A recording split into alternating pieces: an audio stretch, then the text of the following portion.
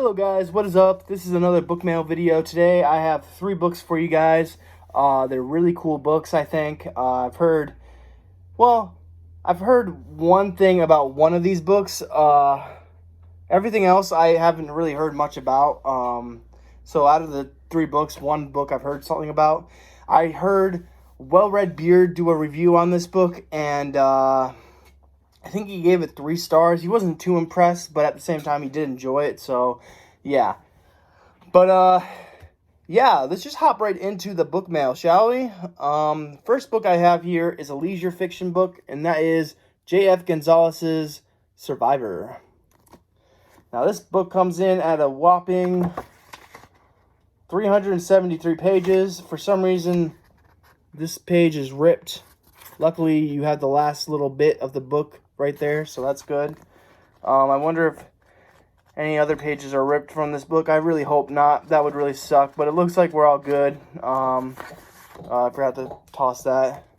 But yeah, J.F. Gonzalez's Survivor. Lula's chewing on a bone in the background, so I apologize. Nothing I can do about it, unless, of course, I stop the video now and then I have to re-record, so I'm not going to do that. But yeah, let me read the back real quick, and then we will dive into the other books. It was supposed to have been a romantic weekend getaway. Lisa was looking forward to spending time alone with her husband and telling him that they were going to have a baby. Instead, it became a nightmare when her husband was arrested and Lisa was kidnapped. But the kidnappers aren't asking for ransom. They want Lisa herself. They're going to make her a star in a snuff film. What they have in mind for Lisa is unspeakable. They plan to torture and murder her as graphically and brutally as possible, and to capture it all on film. If they have their way, Lisa's death will be truly horrifying, but even more horrifying is what Lisa will do to survive. So yeah, it comes in, like I said, at a whopping 373 pages. I don't know when I'm going to get around to this one. Probably next year, the way I've been reading. But, yeah, this is J.F. Gonzalez's Survivor. I also heard, what was his YouTube name? Book of the Damned or something like that? I forget his YouTube channel. I'm so sorry, man. He's a really good guy. I'll link his channel in the description. I would link Well Red Beard, but everyone knows who Well Red Beard is, so I don't need to link his channel. But I'll link, Bookworm of the Damned, maybe that's his channel name. I don't remember what his channel name is, but I'll link his YouTube in the description. But he also did a review on this. Actually, I'll probably just link his review of this book in the description. But he said it was a pretty good book. He listed it as one of the scariest books of 2020 for him. It didn't come out in 2020, but he read it in 2020. So that's really cool to hear. So yeah. All right, next book. We have The Visitors. This is by Clifford D. Simak. It says, the strangest novel of alien invasion ever written. A new novel by science fiction grandmaster Clifford D. Simak. And that cover is just beautiful. I know there's a big coffee ring stain right there, which is disappointing, but that cover is just beautiful. Just beautiful. I love that cover. But let me read the back for you guys, and then we'll delve into the last book. A close encounter of the most amazing kind. What looked like a big black box, perhaps 50 feet high, 200 long, had settled squarely on Jerry Conklin's car. The townspeople of Lone Pine, Minnesota were the first to see it, and one of them was the first and only human to shoot at it. He paid for his rashness with instant death. Within hours, the public knew something strange had happened and was beginning to face the incredible possibility that the Earth harbored something from outer space, a machine, an intelligent being. There was no way to know. But Jerry Conklin knew. The visitor had scooped him up, held him prisoner for several hours, then let him go.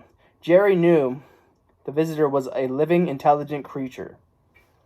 So this one comes in at a smacking 282 pages. This looks like a really fun read. I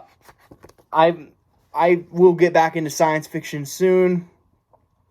And this one sounds right up my alley. So right when I get back into science fiction, this is probably going to be the first science fiction novel I read. This one just sounds super fun, and once I'm done reading it, I'm probably going to give it to my grandpops, or grandpa, I should say. So yeah, I'm going to give it to my grandpa when I'm done with it. So I think he'll enjoy it, but I have to read it first in order to get an idea if he'll enjoy it or not. So yeah, that's The Visitor by Clifford D. Simak. And then next we have Cut Up by William Cross. So from my understanding, this is like a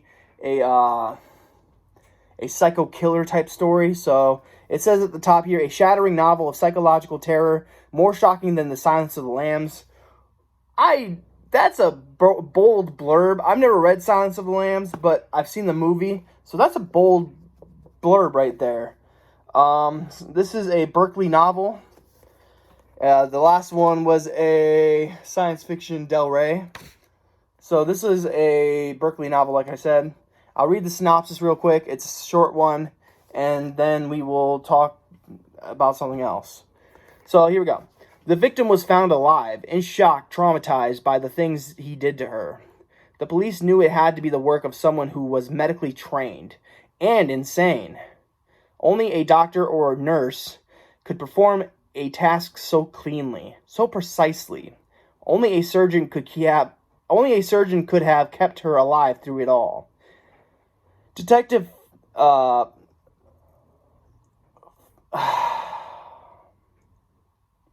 do you say his last name? Here we go. Detective Fuchs. I don't know how to say his name. Fuchs.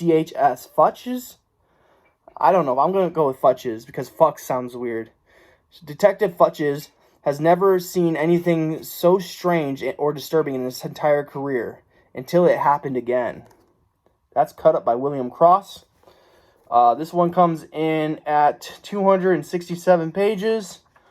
This one has a little itty bitty font, so that's cool.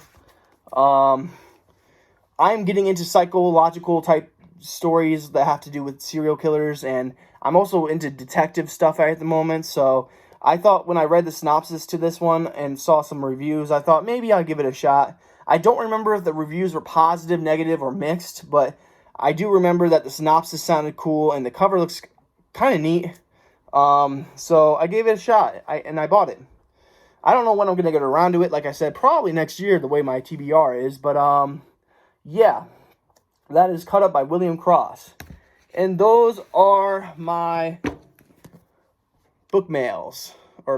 This is my book mail, I should say.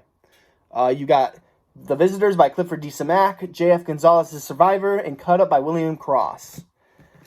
Yes, this has been a book mail. I haven't really been writing lately, if we're going to do a quick writing vlog. I don't like doing writing vlogs as much as I used to. I've been periodically talking about writing, but lately, writing, I haven't really had the writing bug as of late. I've really had a hard time writing. I did finish a short story for an anthology. It's being edited at the moment. Well, it's not being edited at the moment, but, oh, what just popped off my pants? Whoopsie. A button popped off my pants because I'm an idiot. I'm like, never mind. But yeah, I haven't really been writing lately. I have a lot of stories that I have in the works, but I've kind of run into a brick wall with every single story. I don't know really what to write next. So I've been kind of just reading and just kind of chilling, really. And haven't really been too occupied with stuff, you know. I haven't really been, you know, like I enjoy writing a lot, but there's days where it just feels it's kind of not a burden. It's just difficult, you know, and sometimes I need a break from writing a lot. So yeah, I might take a break from writing for a little while. Just read a little bit more than I usually do. Maybe watch some movies. And yeah, I know my movie watching hasn't been really great lately. I watched The Pale Door, and that was kind of so. So I wonder if my pants are ruined now because the button popped off. Sorry, ADHD. I need to focus. But we're at 10 minutes now. But really quickly, I want to say my story Oddballs, which needs a new name. I want to make it more detective sounding, you know, like I don't know. I can't think of anything at the moment, but yeah. It's kind of a noir story, a detective story. I don't know what to call it. A gritty. I don't know. I have no idea what to call it, but I'll probably give it to my editor and be like, "Yo, if you had to classify this as something, what would you classify it as?" And she'd probably give me the truth, you know, because there's a few times where I was like, "Is this splatterpunk?" And she's like, "Hell no, it's not splatterpunk." I'm like, "Damn," because I've been trying to write a splatterpunk tale for a while now, and I just can't do it. But anyways, I should probably get back to whatever I'm gonna do now. It's been over 10 minutes now. We're almost at 11 minutes. In fact, we probably are at 11 minutes. Yeah, we're at 11 minutes. So, yeah, that's been a book mail.